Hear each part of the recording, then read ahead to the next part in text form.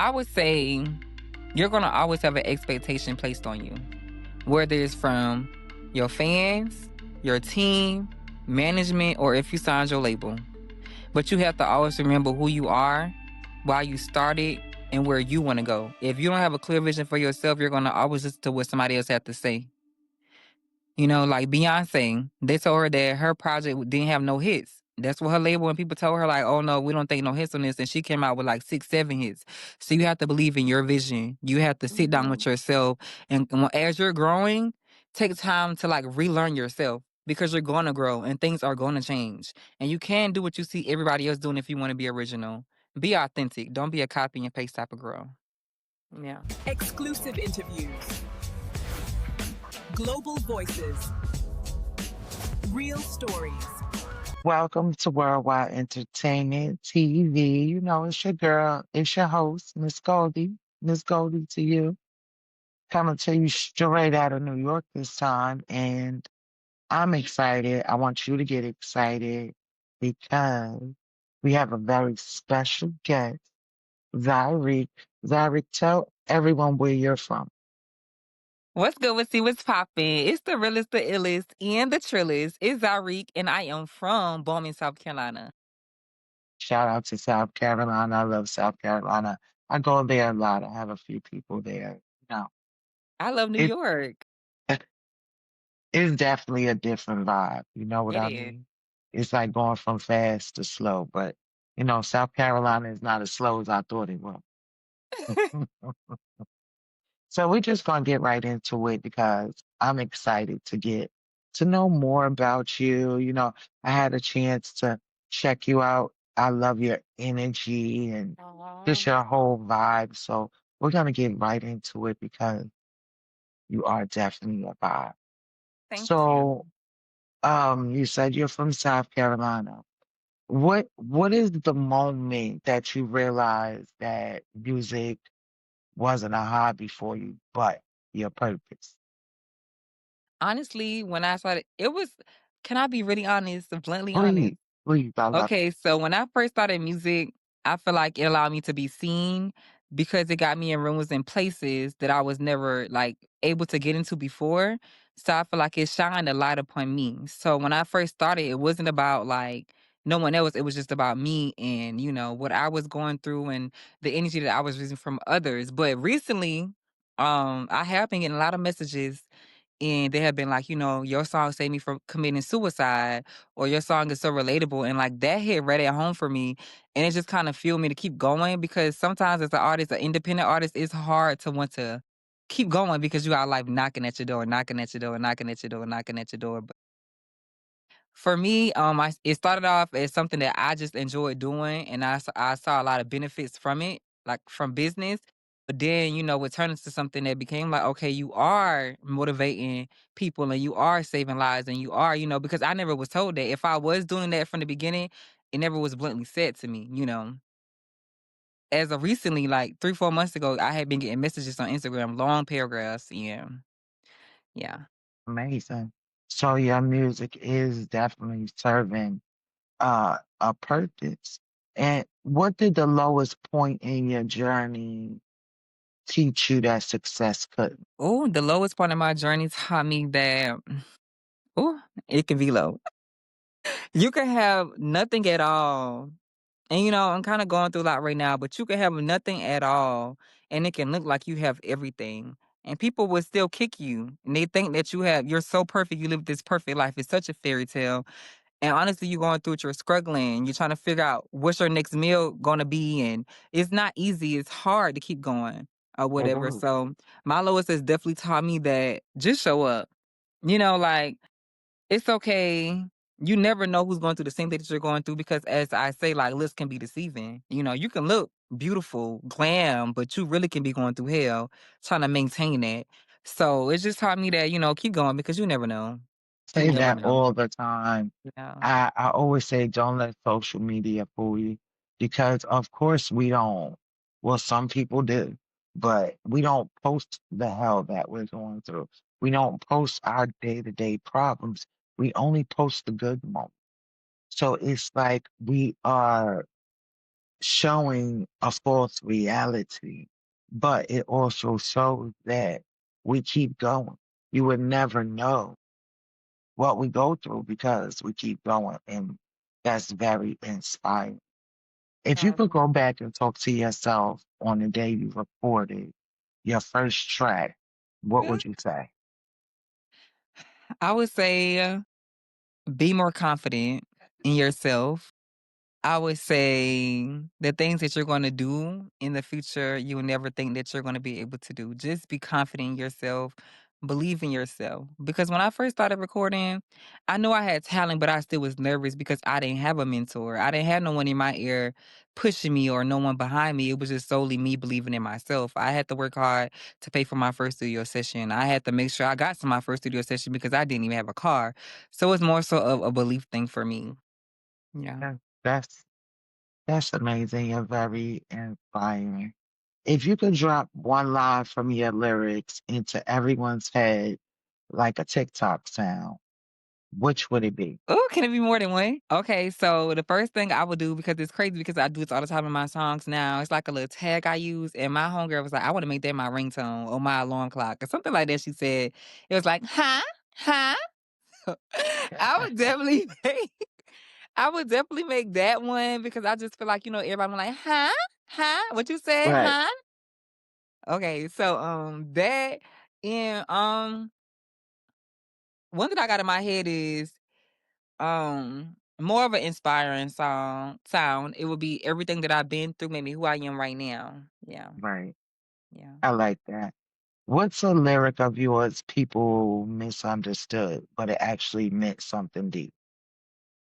Ooh, that's a interesting question. That's a really great question. Hmm, meant something deep. Let's see. It's definitely got to be from Double O. Because people see that song for surface level, but it's way more deeper than what it is. Let's say caught him at the table and clowned him. My little wannabe. Let's say that lyric because I feel like when I say that people just thinking like, oh, I was trying to be a bully or something like that.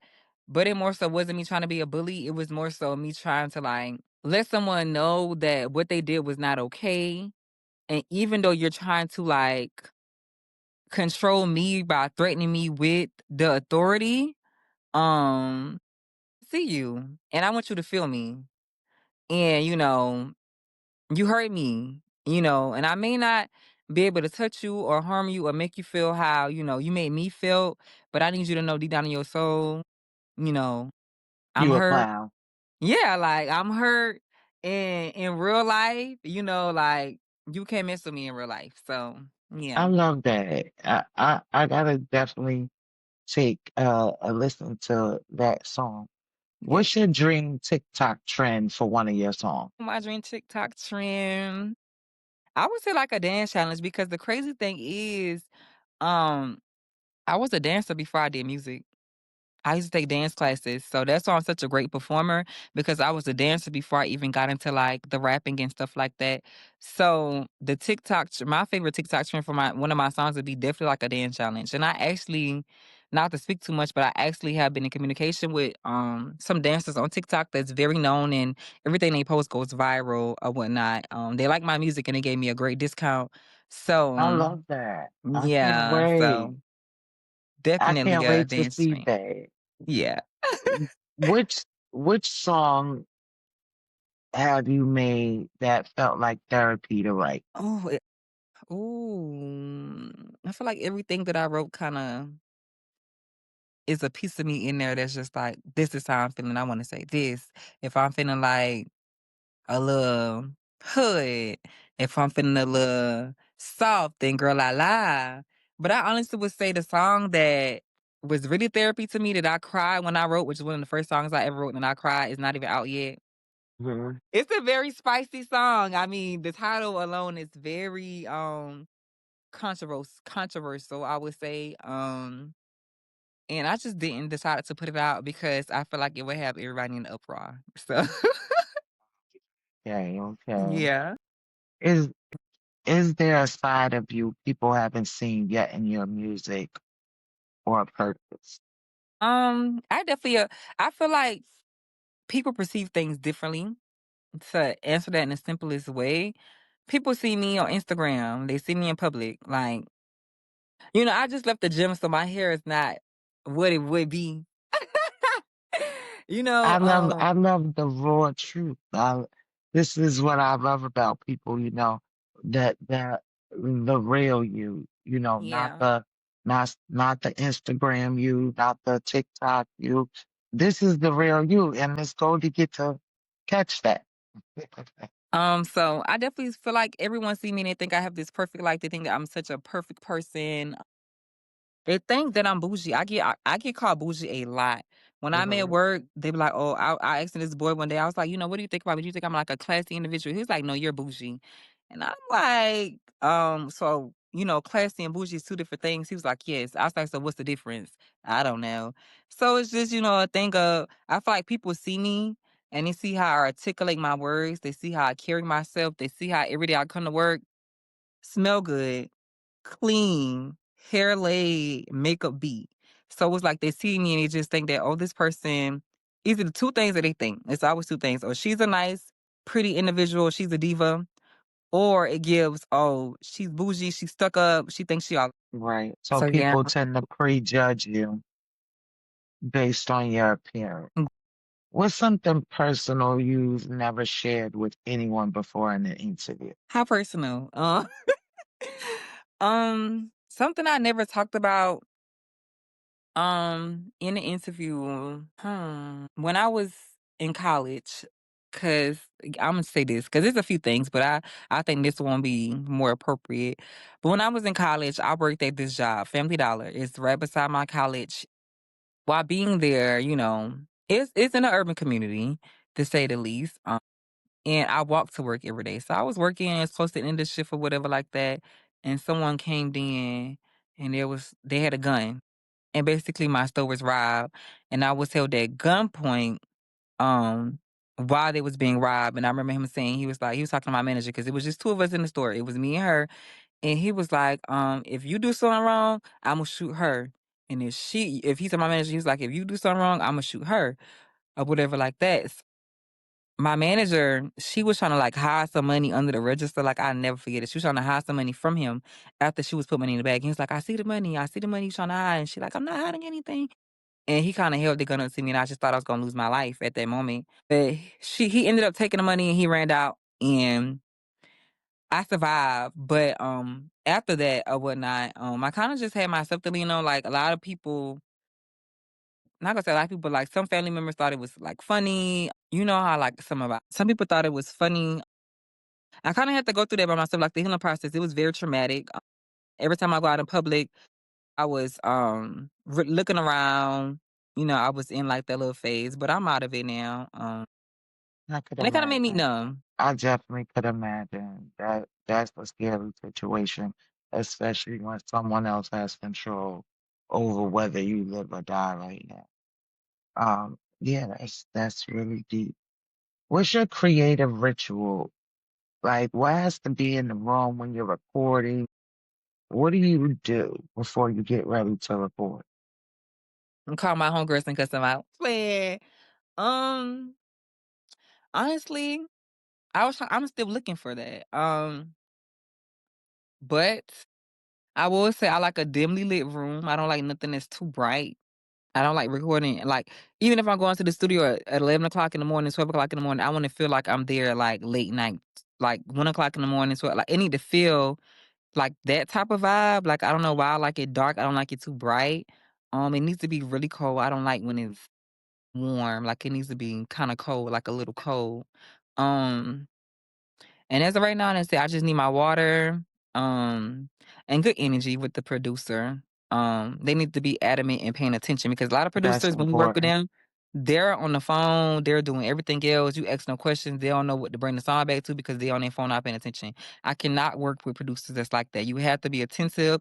I like people who are hands on, like, oh, you should try like this way, or giving you like a little direction because I You feel want like to be creating. produced. Yeah, like creating art, like I have the idea, I kind of have everything together, but it's good to have somebody else's input.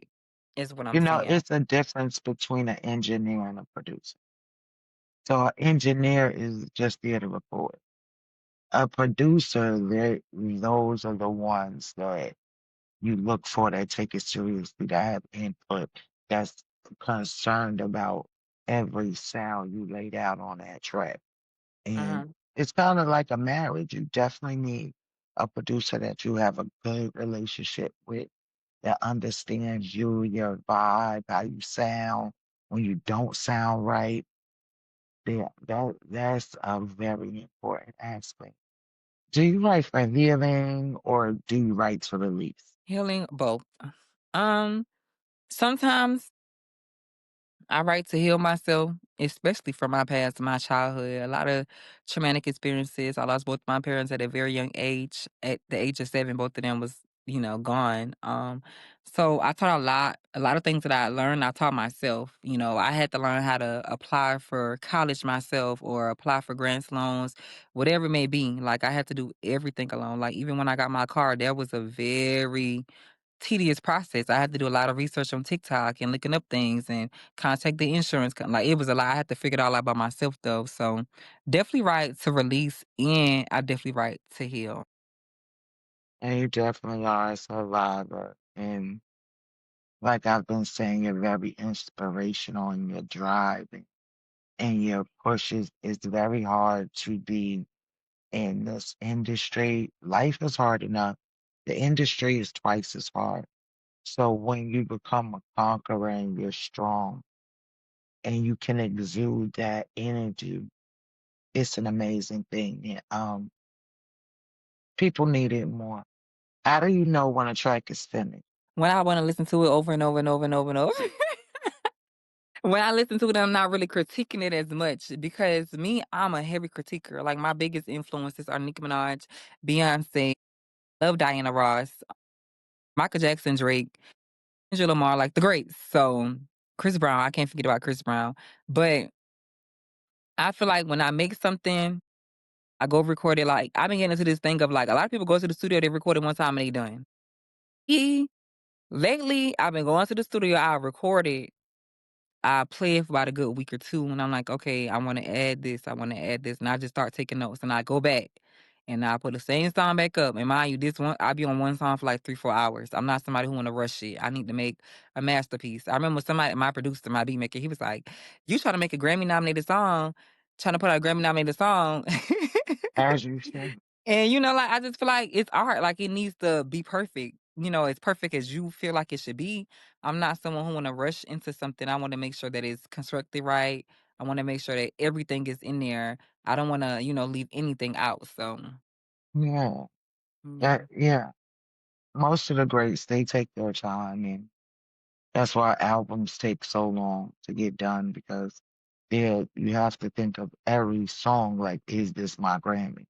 So you gotta treat every song individually. Yeah. Okay, so what's one trend in music right now that needs to die? Ooh, that's so shady. Um, honestly speaking, I haven't heard anything that I don't like. I'm a part of Gen Z, so it's like everything that I feel like it's trending right now, and I feel like it's dope. I feel like everything has like a lane. I feel like when I want to go turn up with my girls, I'm putting on that girl to the thing in the circle, and then like when I want to be ratchet outside my girls, you got that. You got that type of music. When you want to be emotional, you got your Queen Naja. You got your So it's like when you want to be cute and a pretty girl, you got your sweetie. So it's you Yeah, got different little lanes for everything. When you feel like a boss, I'm always gonna put on that Nicki Minaj. So it's just, like I feel like everything great, that's out right now good has a answer. lane. Good answer. Good answer. Which artists would you never collab with and why? Oh, that's a shady. We get into the shady side of the interview. Huh? Honestly speaking, I haven't seen anyone that I would not collab. But I would say this. I'm gonna say this. I'm gonna just be real. If you want to collaborate with me, will like most time a lot of people want to collaborate with me. I'm not gonna never turn on a collaboration no matter how bad you sound me because I feel like maybe I can write for you. Maybe I can help you out with something, but I will charge you. You know, I will charge you. Like if I'm doing a feature with somebody and I feel like they dope and I'm dope and we equally yoked, we could just do the feature. I'm not that pressed for the money because I know that if the song is good, it's gonna bring in money. You feel what I'm Right, saying?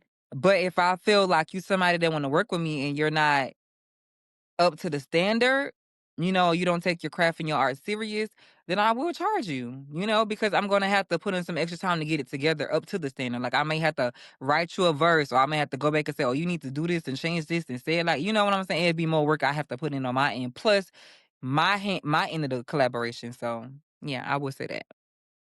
good answer. Okay, so this is the last shady question, I promise. Okay. So, who do you think is overrated and who do you think is Ooh. underrated? Ooh. Let's see. We're gonna start with the negative. I mean, overrated. Ooh, this so shady because you never know. Ooh, uh, I feel like God grants people blessings based off of how he feel, and who am I to tell someone that they're overrated when they work hard and they're granted blessings from God above because people are not in places or they don't attain or have things without God feeling as though they deserve them. So honestly speaking, I don't think that anyone is overrated because maybe all your songs not good, but you got that one song Imma put on by you. Like, a lot of people feel like Ice Spice overrated, but, like, she make catchy songs, "Bitch, I'm a baddie, I get what I want." Then, like, Right, he eat it for lunch, you know what I'm saying? Like, so it's like, I can't really say that I feel like nobody is overrated. I feel like trends can be a little overrated, like, stuff that people do can be a little like, "Oh, I've seen that before," like, it's a little too much for me, but as far as people that I feel like is underrated, I feel like it's a lie. I'm a female hip hop like girl. Like I love the women. Like Lady London is so I was listening to something she posted on her page the other day. I'm like, it's so refreshing to hear like real rap. It's so refreshing to hear somebody talk about real things, not your coochie and how big your butt is and how many men you got. And it's refreshing to hear like real right. stuff. Young Ma just went on a concert Scream and she was like with off the radar and her freestyle was phenomenal. So it's like just stuff like Young M.A., Lady London, Amaretta, like you know what I'm saying? Like even now, I feel like this generation don't know who the hell Nicki Minaj is. Like, Right. so it's just like don't play with Nick. Nick is the queen. So it's just like they be pissing me off because they don't understand the trajectory and the history of her career. A lot of these artists don't know what it feels like to be on the street corner posting a freestyle in the cold. You know what Right. I'm saying? Like Nikki was in the streets, spitting on the streets, freestyles. She put that work in. She not only put that work, 'cause she moved to Atlanta with nearly nothing. You feel me? And got it out the mud. So it's just like a lot of these artists don't understand that we have social media now. It's easier. You could just post your little freestyle Yeah. and get a couple shares and blow up, and you good. You was not in those streets. You get what I'm saying? Yeah. So it's just like. Don't play with the queen. Don't ever feel like she's not who she is because she earned it. I just need to say that because I'm a barb. Damn, I understand it. You know what I'm saying? So, that's how I feel. I feel like, nobody is really overrated because, who am I to say that? And I feel like underrated, we got a lot of good hip hop females that's underrated. Yeah. I agree. I definitely agree with that. Um, it's not a large open market, even though there's a lot of women. It's not a lot of opportunities, multiple opportunities. So, it's designed like that as well. So, you walk out to your biggest crowd yet. What's the first song you perform and why? Ooh, I think that if I got to the biggest crowd yet, the first song that I will perform, it's two in my head. Say the baddest. And I'm gonna say the baddest because it was between Put On and the baddest. I say the baddest though, because if I'm walking out to the biggest crowd that I ever performed in front of, I need the bitches to know I'm the baddest.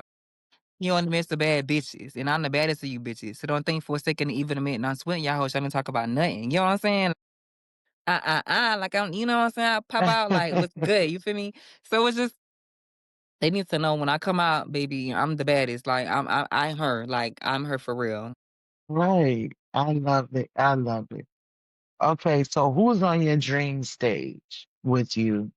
when you win your Ooh, first Grammy? that's a good question.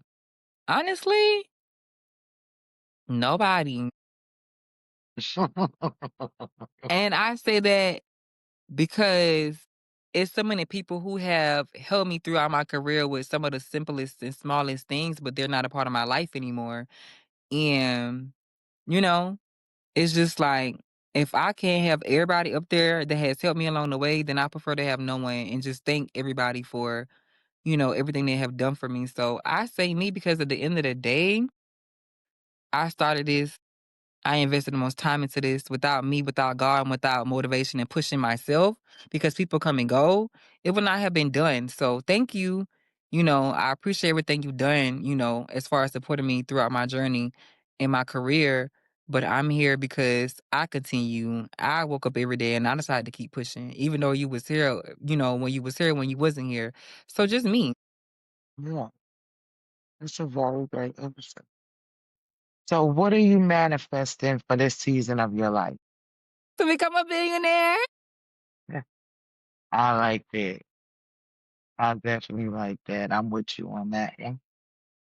Okay, so we're gonna do something for finish the sentence. The music industry needs more. Real rappers. The best advice I've ever gotten was Flip your hair and keep walking. if I wasn't doing music, I'd probably be. I'll probably be doing what I'm doing right now because I do music, but I create a direct. I dance. I'm a photographer. I'm a graphic designer. So if I wasn't doing music, I'll be doing what I'm doing right now. Nothing will be different. All right. Your biggest tick in the studio is. Please pay attention to me. Hey, don't play with me. I'm not one of them artists that's just putting out trash on me. I care. Like, don't you would get cussed out. Don't and my money too, baby. I will give me my money back and I will go with somebody else. Like, don't play with me like that. All right, I love it. I love it. Is there anything that you would say or any advice that you would give to an upcoming female artist in this industry? Hmm. I want to be careful with this because I feel like I get this question a lot, but I feel like I want to answer it from a very vulnerable space because that's where I'm at right now with my career. I would say you're going to always have an expectation placed on you, whether it's from your fans, your team, management, or if you signed your label. But you have to always remember who you are, why you started, and where you want to go. If you don't have a clear vision for yourself, you're going to always listen to what somebody else has to say. Like Beyonce, they told her that her project didn't have no hits. That's what her label and people told her, like, oh no, we don't think no hits on this. And she came out with like 6, 7 hits. So you have to believe in your vision. You have to sit down with yourself. And as you're growing, take time to like relearn yourself because you're going to grow and things are going to change. And you can't do what you see everybody else doing if you want to be original. Be authentic. Don't be a copy and paste type of girl. Yeah. That I love that. It's been such a pleasure. Thank And you. I did see you, and you was definitely giving it, you know. You was definitely giving it, and I love that. I myself have experience in being a female artist. I've been in the industry over 35 years, and um I was there and I seen a lot and I seen where women have evolved and have evolved to freedom and freedom of speech and vulnerability and the constant competition to be her, to Mhm. be her amongst all women. And it's a tricky space to be in because um, as women, we should be empowering, encouraging, Mhm. inspiring one another. But the industry has made it more so that we don't combine our talent. We have to just be the only one. And Compete. it's Yep. it's really up you. We have to compete. You have to. Mhm. It's only one seat at the top. You can't Mhm. worry about the next person. You just it's a dog eat dog world, and Mhm. they teach you that very quickly because of course it's division. And your story is inspiring, and I can see you being that person that inspires, encourages, and promotes and just keeps it real with each. So thank you so much. I do it. Huge thank you and huge shout out to Miss Goldie and the Worldwide Entertainment TV. Thank you guys for having me. I thoroughly enjoyed myself. You guys are amazing. Tell everyone where we can find you at, where we can find your music at, and how we can follow you. I also seen you doing something like live hosting. What is that about? Where was this at? I probably was It was like a on podcast and you were doing the bucket. the bucket list. That was in the club. I had this performance and it had like these different sections. They had a mic drop section, pulling money out the jar. Like when you pull the money out, it's like a question attached to it, and you gotta like answer it or put the money back in there. And he had the bucket list. That was at one of my performances I did, and they had like different little content areas that you go to after you get done or before your performance to just make sure you have like, a little more content. Yeah. I love it. Now tell us where we can find you. Okay, you guys, you can find me everywhere at Zy'Reque. That's Zyreque. You can Google me.